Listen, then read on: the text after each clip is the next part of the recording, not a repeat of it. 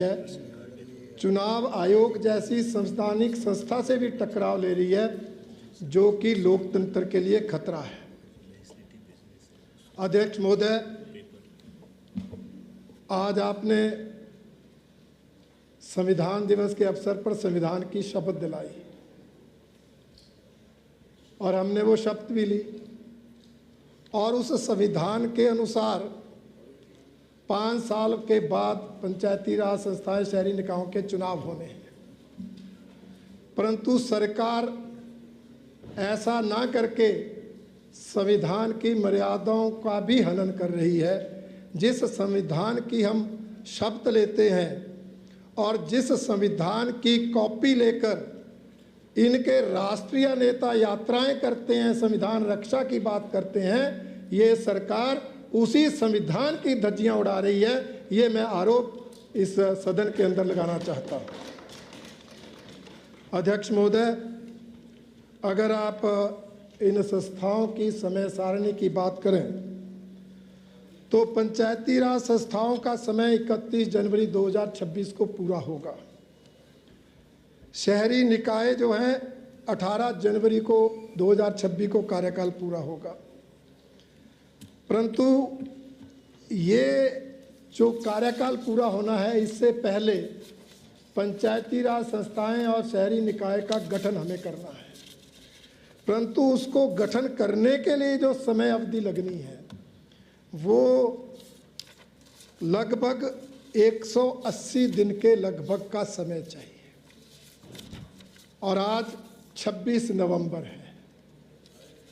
आप उसमें कटौती भी करेंगे, 150 दिन भी लगेंगे, तब भी समय पर चुनाव पूरे नहीं हो पाएंगे। इसलिए सरकार ना तो ये कह रही है चुनाव कराएंगे नहीं, कब कराएंगे, और ना चुनावी प्रक्रिया को शुरू करने की चुनाव आयोग के प्रयासों का साथ दे रही है।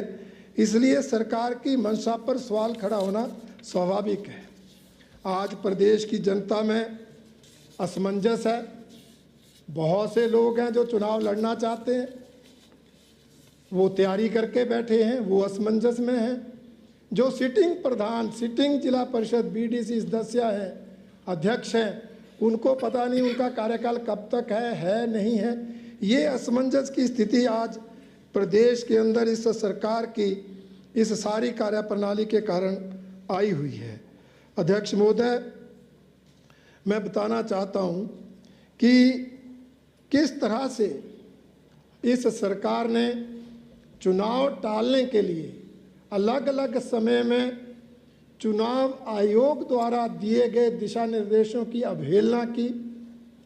उन दिशा निर्देशों को मानने से अधिकारियों को रोका। एक तरह से संवैधानिक संस्था चुनाव आयोग के साथ सरकार और प्रशासन ने टकराव ले लिया, जिसके लिए ये सरकार दोषी है।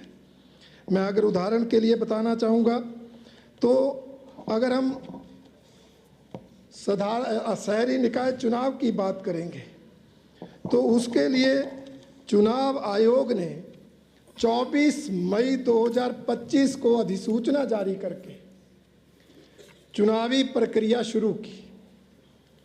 2 जून को उन्होंने publication of draft proposal for delimitation of wards, फिर 9 जून से submission of objection and suggestion by the residents of the municipal area, 16 June को disposal of objection and suggestion by the deputy commissioners, और उसके लिए 7 दिन filing of appeals against the orders of deputy commissioners, फिर within 5 days filing of appeals.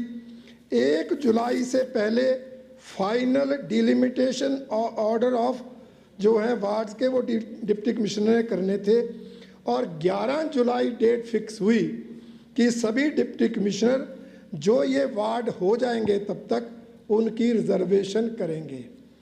और उसके बाद 15 जुलाई को चुनाव आयोग को उन वार्ड्स की रिजर्वेशन की फाइनल सूचना, अधिसूचना चुनाव आयोग को देंगे। अब अध्यक्ष महोदय, आप भी जानते हैं, आप सुनकर हैरान भी होंगे कि जब बाकी काम होने के बाद 11 जुलाई को डिप्टी कमिश्नर्स ने बैठकें बुलाई, हर जो संस्था थी शहरी निकाय की, चाहे म्यूनिसिपल कॉरपोरेशन है, चाहे नगर परिषद, नगर पंचायत है, और वहाँ पर उनके जो वार्ड रिजर्वेशन का प्रोसेस शुरू किया तो अचानक सेक्रेटरी अर्बन डेवलपमेंट, शहरी विकास निगम के सचिव द्वारा पत्र चला जाता है, पोस्टपोनमेंट ऑफ रिजर्वेशन रोस्टर।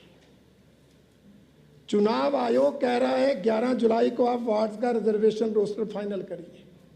11 जुलाई को बैठकें होनी निर्धारित हो गई और वहाँ पर पत्र पहुँच जाता है कि भाई आप ये रिजर्वेशन जो प्रोसेस है इसको रोक दीजिए। और जो सचिव हैं और शहरी विकास के, वो उसकी सूचना चुनाव आयोग को देते हैं। यह संवैधानिक संकट है। क्या शहरी विकास विभाग के सचिव चुनाव आयोग को पत्र लिख सकते हैं?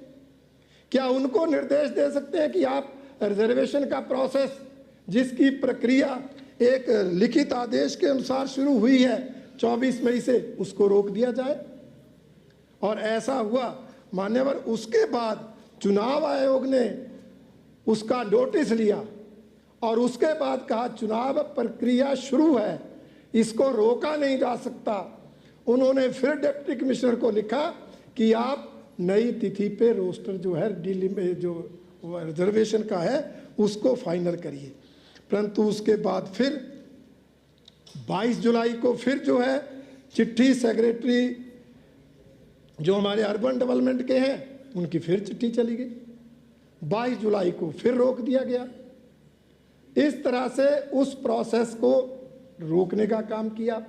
और उसके बाद कैबिनेट में डिसीजन ले लिया कि भाई ये वार्ड्स की रिजर्वेशन तब तक नहीं होगी जब तक अन्य पिछड़ा वर्ग, ओबीसी वर्ग को भी इन वार्ड्स में रिजर्वेशन ना मिले। क्योंकि इससे पहले शहरी निकायों में अन्य पिछड़ा वर्ग ओबीसी को रिजर्वेशन नहीं है। अब 2011 की जनगणना के आंकड़े हैं। उन आंकड़ों में जातिगत आधार पर जनगणना हुई नहीं है। इसलिए सरकार ने कहा, चुनाव आयोग ने कहा कि हमारे पास जो एक्ट कहता है, वो एक्ट कहता है कि लेटेस्ट जो जनगणना के आंकड़े हैं उसके अनुसार आप रिजर्वेशन करिए। तो जब जातिगत आधार पर जनगणना के आंकड़े नहीं है तो ओबीसी की रिजर्वेशन कैसे होगी? तो सरकार ने उसके बावजूद कहा जनगणना होने दीजिए, और वो मामला अभी तक लटका है। ना शहरी निकाय जो संस्थाएं हैं उनके वार्डों की रिजर्वेशन हुई, ना ओबीसी की हुई। मैं पूछना ये चाहता हूँ, ये बहानेबाजी क्यों हो रही? पंचायतों में भी अन्य पिछड़ा वर्ग ओबीसी के लिए रिजर्वेशन है। 2011 की जनगणना में तो तब उसके लिए भी वही है, वहाँ भी जातिगत आधारित जनगणना नहीं हुई। वो भी कोई पुराने शायद 90-91 के आंकड़े हैं, उसके आधार पर रिजर्वेशन करते हैं। तो आप शहरी निकायों के लिए ये एक ओबीसी रिजर्वेशन का बहाना ढूंढकर उन चुनाव को टालने का एक प्रयास इन्होंने किया। उसके बाद अध्यक्ष महोदय, इन्होंने जो दिसंबर 2024 में नई शहरी निकाय संस्थाएं गठित की, नगर परिषद, नगर पंचायत, उनके चुनाव एक्ट के अनुसार 6 महीने के अंदर होने थे और जून 2025 में वो चुनाव होने थे। परंतु इन्होंने कैबिनेट में ऑर्डिनेंस लाए, उस एक्ट में 6 महीने की बजाय 2 साल किया, ऑर्डिनेंस पास किया।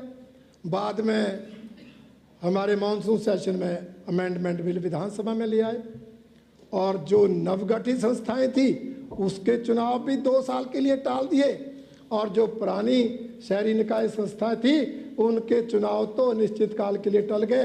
अब पता नहीं कब तक ओबीसी की जनगणना होगी, कौन करेगा, कब होगी, कब आरक्षण होगा, कोई उसकी जानकारी ना चुनाव आयोग के पास है, ना शहरी विकास निगम के पास है। इस तरह धज्जियां जो संविधान की है सरकार ने उड़ाई है।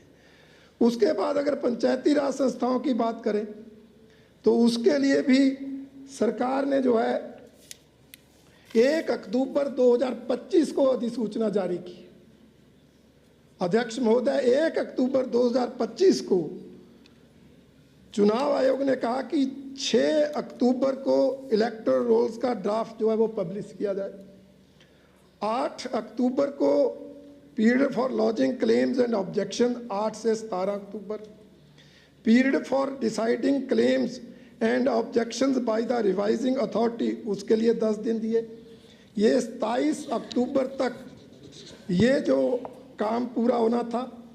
उसके बाद आगे अपील के लिए 3 नवंबर तक का समय था और उसके बाद एपीलेट अथॉरिटीज़ के पास अपील डिसाइड करने के लिए 10 नवंबर की डेट थी और final publication of voter list 13 नवंबर डेट थी। अध्यक्ष महोदय, चुनाव आयोग द्वारा 13 नवंबर को वोटर लिस्ट प्रकाशित करने के लिए सभी जिलाधीश सभी उपायुक्तों को निर्देश दिए गए थे, परंतु होता क्या है, एक वीडियो कॉन्फ्रेंस मीटिंग होती है और सरकार की तरफ से सभी उपायुक्तों को कहा जाता है ये वोटर लिस्टें पब्लिश नहीं करनी है।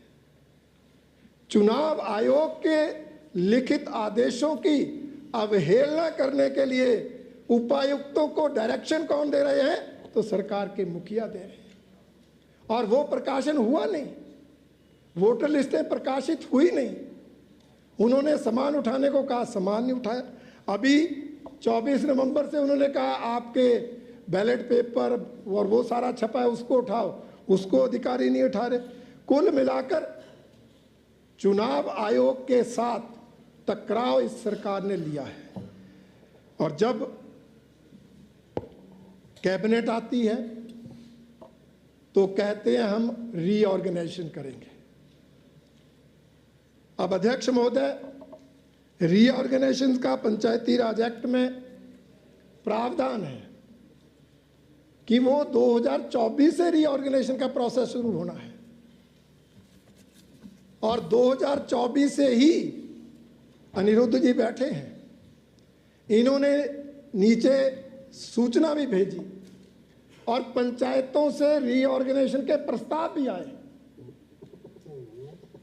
नई पंचायतें गठित करने के लिए भी प्रस्ताव आए और पंचायतों के गांव इधर से उधर करने, वार्ड कम ज़्यादा करने, जिला परिषद, वार्ड, पंचायत समिति सबकी रीऑर्गेनाइजेशन के प्रस्ताव जो पत्र पंचायती राज विभाग ने भेजा उसके अनुसार पंचायतों ने दिए और पंचायती राज मंत्री जी ने कुछ उसमें जो बदलाव था, जिला परिषद वार्डों के कुछ पंचायतें इधर से उधर करनी, कुछ पंचायतों में गांव इधर से उधर करने, वो सब किया और नई पंचायतों को गठित करने से मना कर दिया।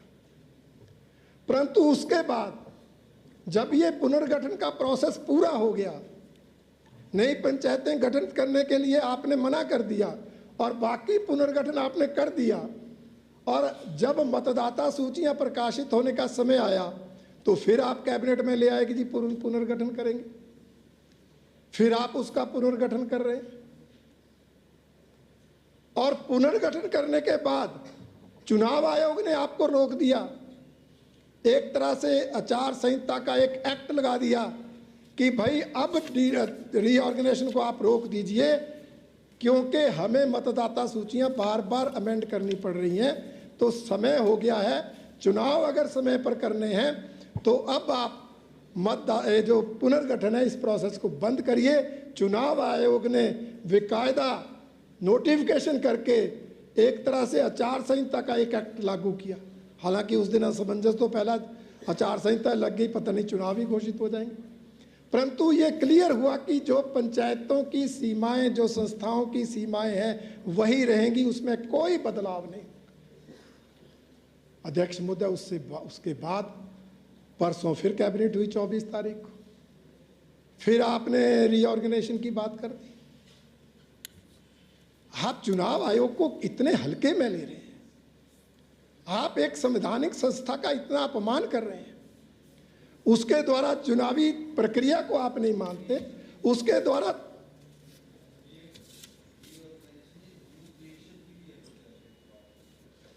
आपने जो करना उसका। मुख्यमंत्री जी, वैसे तो आप अगर बोलना चाहें आप खड़ के बोल सकते हैं, मुझे कोई ऑब्जेक्शन नहीं है, परंतु जो आप कहना चाह रहे हैं उसके लिए समय था, रीऑर्गेनाइजेशन के लिए समय था। 2024 की नोटिफिकेशन है, उसके आधार पर प्रस्ताव भी आए, अमेंडमेंट्स हुई भी, और आपने नई पंचायतों के गठन को रोक दिया और रीऑर्गेनाइजेशन आपने कर दी।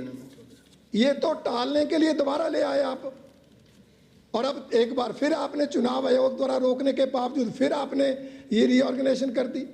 अब ये रीऑर्गेनाइजेशन कब तक चलेगी? अब रीऑर्गेनाइजेशन पूरी नहीं होगी तो वोटर लिस्टें कैसे बनेंगी, वोटर लिस्टें कैसे प्रकाशित होंगी? आपकी ये जो 150 दिन का कार्यकाल है, ये कब पूरा होगा? आप बताएं जनता को, आप क्लियर करें कब आप चुनाव चाहते हैं नहीं चाहते, क्यों चाहते? आप ये बहाने क्यों ढूंढ रहे हैं? अध्यक्ष महोदय, हैरानी होती है, रीऑर्गेनाइजेशन कैसे हो रही है हम भी जान रहे हैं। आपके लोग आते हैं, जो पहले रोस्टर बन रहा था, मेरी पंचायत रिजर्व हो रही है जी, फलाना गांव कटी दो तो मेरी पंचायत जर्नल हो जाएगी, और उसके कहने पर गांव कट रहा है। मेरी जिला परिषद वार्ड ओपन हो रहा है, इसके लिए ये पंचायत बाहर कर दो, वैसे हो रही है। ये कोई रीऑर्गेनाइजेशन का प्रोसेस है क्या? क्या डिलिमिटेशन के लिए, पुनर्गठन के लिए कोई आयोग नहीं बनाना चाहिए? निष्पक्षता से ये काम नहीं होना चाहिए? आज हालात क्या है, एक पंचायत 600 वोटों पर है, साथ की पंचायत 2500 वोटों पर है, और 2500 वोटों वाला प्रधान भी नहीं चाह रहा उसकी पंचायत टूटे, 600 वाला तो कर ही कुछ नहीं सकता। आप अगर रीऑर्गेनाइजेशन भी कर रहे हैं तो कुछ तो उसके नियम कानून बनाओ, कुछ तो कहो कि इतनी कम से कम एवरेज पॉपुलेशन पंचायतों की होगी, इस आधार पर उसका रीऑर्गेनाइजेशन होगा। अगर लोगों के और आप, मैं कहना संकोच नहीं करूंगा, आप सत्ताधारी दल के कार्यकर्ताओं के कहने पर रीऑर्गेनाइजेशन करेंगे तो ये संविधान के खिलाफ है, ये लोकतंत्र के खिलाफ है, और मेरा आरोप है आप ऐसा करके संविधान की धज्जियां उड़ा रहे हैं। फिर अध्यक्ष महोदय, मुख्यमंत्री जी भी एक और बयान देते हैं कि जी प्रदेश में डिजास्टर एक्ट लगा है, और डिजास्टर एक्ट लगा है इसलिए जब तक डिजास्टर एक्ट है तब तक ये चुनाव नहीं हो सकते। अब डिजास्टर एक्ट आप 2 साल ना हटाओ तो 2 साल चुनाव ही नहीं होंगे। स्कूल आपके खुले हैं, आंगनवाड़ी आपके खुले हैं, स्कूल में प्री नर्सरी में बच्चे आपके आ रहे हैं, तो स्कूल ही तो पोलिंग बूथ होंगे, स्कूल ही तो मतदान केंद्र होंगे। तो जब बच्चे आ सकते हैं पढ़ने के लिए तो उनके अभिभावक वोट डालने नहीं आ सकते क्या? बहाना भी ढूंढना तो ढंगता ढूंढो, आप तो हास्य के पात्र बन रहे हैं। आपदा के हैरानी होती है अध्यक्ष महोदय, आपदा के नाम पर चुनाव रोक रहे हैं, सड़कें ठीक नहीं, इसका मतलब आप अपनी असफलता मान रहे हैं कि बरसात के 3 महीने बाद भी आपकी सड़कें दुरुस्त नहीं है, आप मानो, एक्सेप्ट कर रहे हैं। परंतु लोग तब भी वोट डालते थे जब गांव में सड़कें नहीं थी। लोग 10-10, 15-15 किलोमीटर दूर आकर भी वोट डालते थे, बर्फ में आकर भी वोट डालते थे, पैदल चलकर वोट डालते थे। इसलिए ये बहाने लाकर लोगों के जो है मौलिक अधिकार, लोगों का जो है संवैधानिक अधिकार है, उसको आप छीनने का प्रयास ना करिए। एक और अध्यक्ष महोदय, मजाक का विषय है, आपदा के नाम पर चुनाव टाले जा रहे हैं। आपदा सबसे ज्यादा किस जिले में हुई? किस जिले में हुई? हाँ जी, मंडी में हुई, सबसे ज्यादा मंडी में हुई। और आप 3 साल का जश्न कहाँ मना रहे हैं? मंडी में मना रहे हैं। इसका मतलब आपदा खत्म है। फिर सर, वैसे तो आपदा के विषय में भी